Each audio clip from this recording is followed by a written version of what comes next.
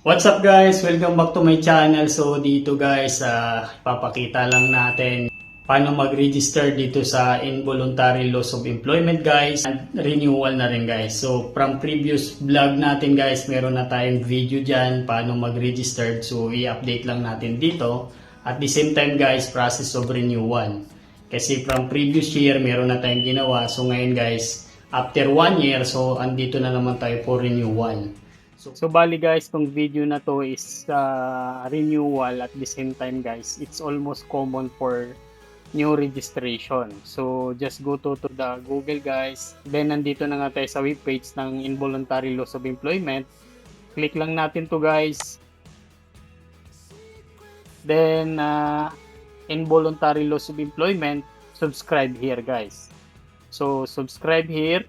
But if you want to learn more about the insurance guys, so this insurance provides security for employees who lost their jobs due to reason other than disciplinary action or resignation until they find a new job.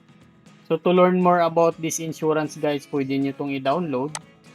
So all the details from the insurance guys nandito.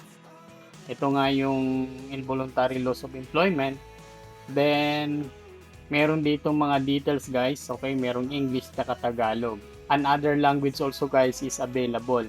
So for us, so merong English at Tagalog guys. So explore nyo na lang yung details about the insurance. Ito naman yung Tagalog dito guys. So kung gusto mo ngang malaman lahat with regards to the insurance, so nandito. So yun na nga guys, no, so dito tayo na kakategorize. So subscribe here, click lang natin to.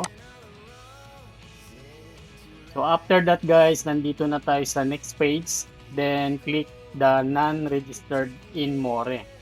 Click lang natin yan guys. Then confirm. So bali, nandito na tayo guys. Next step with that guys is sign in with OTP. So just fill up all the detail guys. Your Emirates ID, mobile number, then your date of birth, then request for an OTP. So click nyo lang to guys pag na-fill upan nyo na to.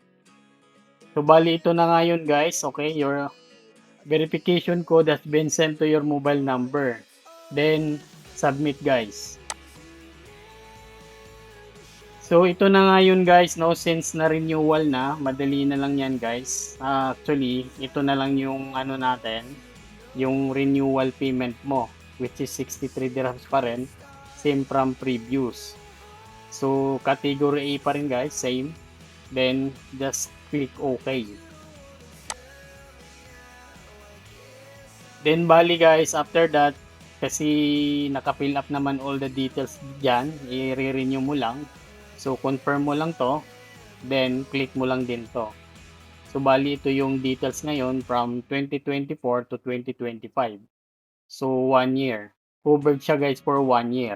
Then pay now. Click mo lang tong pay now. Then ida-direct ka na niya doon sa payment link. So ito nga yung babayaran niyan guys, 63 dirhams. Then after nung payment mo guys, ito na yun guys, no. So you have fully paid the policy premium 63. So you can view your insurance dito guys. So ito nga yung 2023 from last year to 2024. Ito naman yung current renewal natin from 2024 to 2025. So you can download your insurance dito guys kung gusto mong makita yung full insurance. So ma-download mo siya dito. Yes, of course guys. Thank you so much sa inyong panonood. Huwag kalimutang mag-subscribe. Hit the button below para updated ka for the next video. See you next time. Bye-bye!